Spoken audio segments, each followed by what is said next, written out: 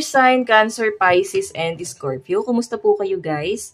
Okay, so water sign, maraming salamat po sa walang sawang pagsubaybay sa ating mga reading. And sa mga nagtatanong pala kung paano po magpa-private reading, ay iwan ko na lang po yung link sa atin pong description box below.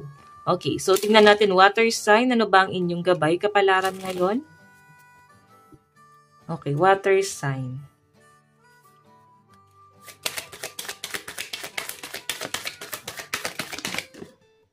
Okay. Water sign. So, water sign, ayan, nakalagay dito, sweet dreams, real estate, and family. So, I think yung iba sa inyo, nagde-daydream ka, or maring ini-imagine mo yung masayang pamilya. Or eto na yung gusto mo, magkaroon ng masayang pamilya. Okay, so, sabihin na natin nagiging emotional lang mga water sign, kasi ito talaga yung gusto mo. Sa ngayon, wala kang ibang pwedeng takbuhan kundi family mo. Kasi nandito yung family mo, siguro kailangan magkaroon ka ng bonding kasama sila. Or pwede nagkaroon na ng bonding kasama yung family, okay? So, sa pinapakita rin sa akin dito guys, ayan, real estate, pwedeng yung iba sa inyo, nagpaplano kayong bumili ng property or bahay, or pwede nagpapagawa ng bahay, pwedeng patungkol din kayo sa mga gamit sa bahay, pwede nagpaplano kayo bumili ng gamit sa bahay, no? Satisfaction, comfortable, lazy days. So, ngayong araw guys, maring makaka-feel ka ng parang di ka na mo-motivate, nakaka-feel ka ng parang wala kang ganang gumalaw, hindi ka comfortable, no? Okay, so I think yun yung gusto mo, no? Magkaroon ng satisfaction or magkaroon ng kapayapaan, no? So I think ilalet go mo yung mga negative energy, ilalet go mo yung mga pag-overthink. Okay, so titingnan pa natin water sign. Pasensya na po sa mga sasakyan na dumadaan. Ayan yung bottom of the deck mo, introvert. So I think may mga hindi nag-uusap dito na energy. Bigla sumingit. No? So tingnan natin guys, ano pang ipapakita sa inyo. Okay, ano pa ba yung card natin? Wait lang po. So ito naman guys yung gagamitin natin, okay? Water sign, Cancer, Pisces, and Scorpio. Water sign, meron tayong 10 of Swords. Diba yan, no? Sweet dreams, maaaring yung iba sa inyo, nahihirapan kang matulog, marami kang iniisip, may mga ina-analyze ka rito. Okay, so tignan pa natin. Meron tayong Page of Swords. And meron tayong 7 of Cups. May nakikita ako dito, water sign, na parang tumatalikod. Okay, napagod. Yun ang nakikita kong energy. Maaaring may mga napapagod na water sign dito. So, I think may mga tinatalikuran ka na. Parang pinaubaya mo na lang. And nahihirapan ka na parang paliwanagan, no? Kasi the moon, nandun pa rin yung moon. Nahihirapan ka nang magpaliwanag. Ang dami nang nangyari. Nandito kasi guys yung bundok. Ito kasi guys mga struggle, mga challenge. Nahihirapan ka na sa challenge. Nahihirapan ka nang magpaliwanag. Nahihirapan ka nang makipag-usap, makipag-diskusyonan. So, sa pinapakita sa akin, water sign, ikalma mo yung sarili mo, no?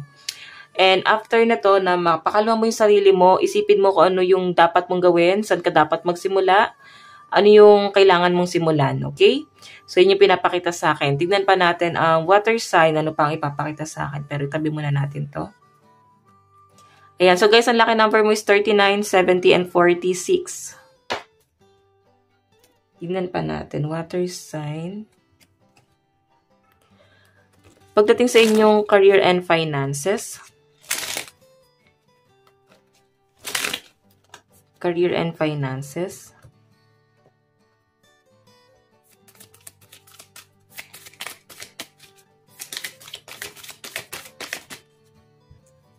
Okay, so guys, meron tayong chaser, sunglasses, not today. So, maaaring iba sa inyo may conflict about money, no? Pwede may pag-aaway patungkol sa pera. Yung iba sa inyo, pwede may nakakaaway ka sa mga katrabaho mo. Maaaring may nahihirapan kayong mag-adjust. Kung ikaw ay kakasimula mo pa lang sa work mo, nahihirapan kang mag-adjust dito, guys. Maaaring ang hirap kausap ng mga client, ng mga customer. Ayan, pagdating naman sa daloy ng pera ng mga water signs, so malinaw na pinapakita sa akin dito na maaari na may pinagtalunan or may mga nakaaway ang mga water sign dahil sa pera, pwedeng sa responsibility, ayan, may tumakbo, may lumayo. So, sunglasses, I think may nalaman, may nadiskubre. Okay, kaya dahilan kung bakit hindi na po nag-usap. Okay? So, tignan pa natin guys pagdating po sa inyong love life. Water sign.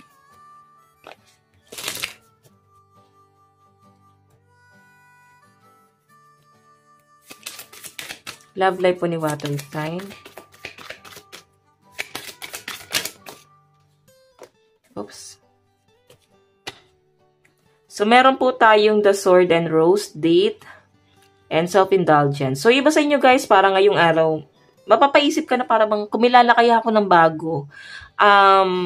Makipag-date kaya ako. Ayan. So, makipag-usap kaya ako sa iba. Or, kung single ka naman, wala naman tong masama water sign. Pero sa pinapakita sa akin, guys, ngayon, maaari meron kayong blind date, meron kayong tatagpuin, meron kayong i-entertain. And sa pinapakita sa akin ngayon, i-release mo yung mga negative, magpo-focus ka na sa mga positive, and sa inyong physical appearance. Sa pinapakita sa akin, water sign, no? Nakakatuwa lang, guys, kasi nagpo-focus ka talaga sa sarili mo. Ayun, no? Ngayon, nasa healing process, maaaring dala-dala mo pa rin yung trauma mo sa past, pero it doesn't matter kasi mas binavalue mo na yung sarili mo. Okay? Mas binavalue mo yung mga bagay na napoprovide mo sa sarili mo or yung mga taong nagpapahalaga sa inyo, guys. Okay? So, tignan pa natin. Love advice. Meron po tayong love yourself first. So, water sign, sinasabi sa akin dito na kung hindi ka pa ready, okay lang na makipag-entertain, makipag-usap, makipag-date. Pero sinasabi rito ng card na mahalin mo muna yung sarili mo. Baka hindi mo muna kailangan yan. Okay, kasi baka distraction lang sa inyo. Meron po tayong stay optimistic about your love life. Okay, think positive lang guys. Huwag tayo masyado mag-isip ng mga negative. Okay, meron tayong make the effort. Ayan, may nakikita ako na possible na may gagawa ng effort dito pero isipin mo na marami ng red flags. Okay? Kung past person man tong gagawa ng effort, isipin mo yung mga negative na ginawa niya sa inyo na hindi na guys nakatulong, no? So, tignan pa natin ano pang inyong advice. So, ayan. Ito pala muna. Advice. Meron tayong clear your mind. So, nag-overthink ang mga water sign ngayon. So, water sign, hindi yan kailangan, no? Mag-isip ka muna ng mga positibo. Focus ka muna sa goal mo. Ialis mo yung mga pag-overthink, hindi nakakatulong. And, ayun na, breath through the tension. So, I think yung iba sa inyo, ninervyos kayo, para bang di ka mapakali, parang balisa ang mga water sign. So, siguro may nangyaring hindi maganda or pwedeng na-feel mo na may nangyaring hindi talaga. Or what I mean, na-feel mo na may mangyayaring hindi maganda. Okay? So, meron tayong focus on the positive.